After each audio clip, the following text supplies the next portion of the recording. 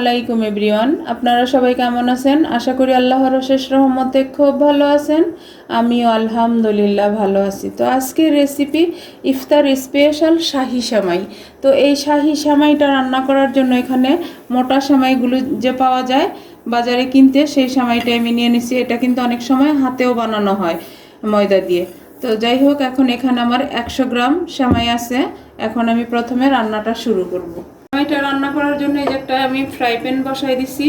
এখন এখানে আমি দিয়ে দিব 1 চামচ ঘি, একেবারে খাঁটি গাওয়া ঘি দিছি। আমি শাহি সেমাইটা রান্না করতেছি, তো এখানে তো ঘি দিতেই হবে, আর শাহি ফ্লেভার তো অবশ্যই আনতে হবে, বা শাহি টেস্টও আনতে হবে, তাই না? আমি এই যে হাফ কাপ কাজু বাদাম ভাজবো এর মধ্যে, সাথে দিব হাফ কাপ কিশমিশ। একসাথে এই ঘিয়ের মধ্যে আমি প্রথমে বাদামগুলা ভাজবো, আর চুলার আঁচটা লো টু মিডিয়াম রেখে আমি ভাজবো। ভেজে তারপর বাকি কাজটা করব। আর আজকের এই শাহি সেমাইটা আপনারা ঈদেও রাখতে পারেন, এটাকে ঈদ স্পেশালও বলা যেতে পারে। তো কার কার পছন্দ হয় অবশ্যই আমাকে কমেন্টসে জানাবেন, আর আমার চ্যানেলটাকে সাবস্ক্রাইব করবেন, লাইক করবেন, শেয়ার করবেন এবং কমেন্টস করবেন। প্লিজ আমার ভাই বোনেরা আমার পাশেই থাকবেন। দেখেন মাশাআল্লাহ, বাদামটা আর কিশমিশটা ভাজা হয়ে গেল। ঘিয়ের ফ্লেভার, বাদাম আর কিশমিশের ফ্লেভার এত সুন্দর আসতেছে, যদি বাসায় না বানান তাহলে বুঝতে পারবেন না। তো এখন আমি নামাই নিব। এখন এই যে ঘিটা বাকি আছে, এই ঘিয়ের মধ্যে আমি সেমাইটাকে ঢেলে দিব। আর যখনই এই শাহি সেমাইটা রান্না করবেন চেষ্টা করবেন ঘিয়ের মধ্যে ভাজার জন্য। শাহি মানেই তো একটু রিচ খাবারটা হয়, তাই না? তো যেহেতু খাবোই শাহি খাবার, তাহলে আর রিচ খাবার না খেয়ে চলবে না, তাই না? এখন আমি সেমাইটাকে ভাজবো। এখনও কিন্তু চুলার আঁচটা লো টু মিডিয়ামের মাঝামাঝি আছে। দেখেন মাশাআল্লাহ, সেমাইটা আমি ভেজে নিলাম, ফ্লেভারটা অনেক সুন্দর আসতেছে। এখন আমি এটাকে সাইড করে নিব। এই যে সেমাইটা রান্না করার জন্য আমি এখানে 1.5 লিটার দুধ ঘন হওয়ার জন্য বসাই দিছি। এখন এই পর্যায়ে দিব আমি 1 কাপ গুঁড়া দুধ। এই যে 1 কাপ গুঁড়া দুধ, যেহেতু শাহি সেমাই, এর মধ্যে কিন্তু শাহি ভাবটা আনার জন্য দুধটা একটু বেশি দরকার, যে ক্রিমি একটা টেক্সচার আসে। দেখেন দুধটা একেবারে ঘন করে নিলাম।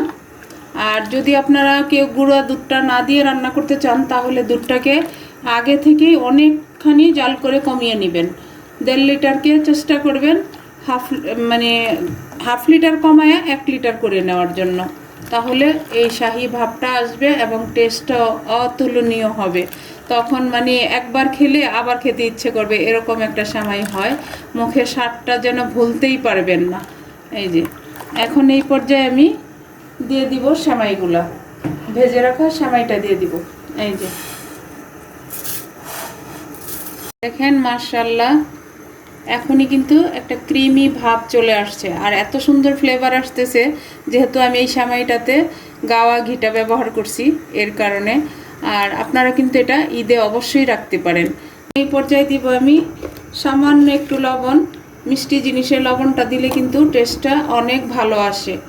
আমি অনেক ভিডিওতে আপনাদের সাথে শেয়ার করছি এই কথাটা। তো প্লিজ আপনারাও এরকম যারা এই মিষ্টি খেতে পছন্দ করেন, তারা একটু লবণ দিয়ে নেবেন। এখন এই পর্যায়ে দিয়ে দিব আমি চিনি। এই যে আমি দিয়ে দিলাম 1 কাপ চিনি। চিনিটা মিষ্টি যে যতটুকু খান অতটুকু দিয়ে নেবেন। দেখেন মাশাআল্লাহ, এত সুন্দর ফ্লেভার আসতেছে, যেন ইফতারের আগেই খেতে ইচ্ছে করতেছে। তো এটা তো সম্ভব না, তাই না?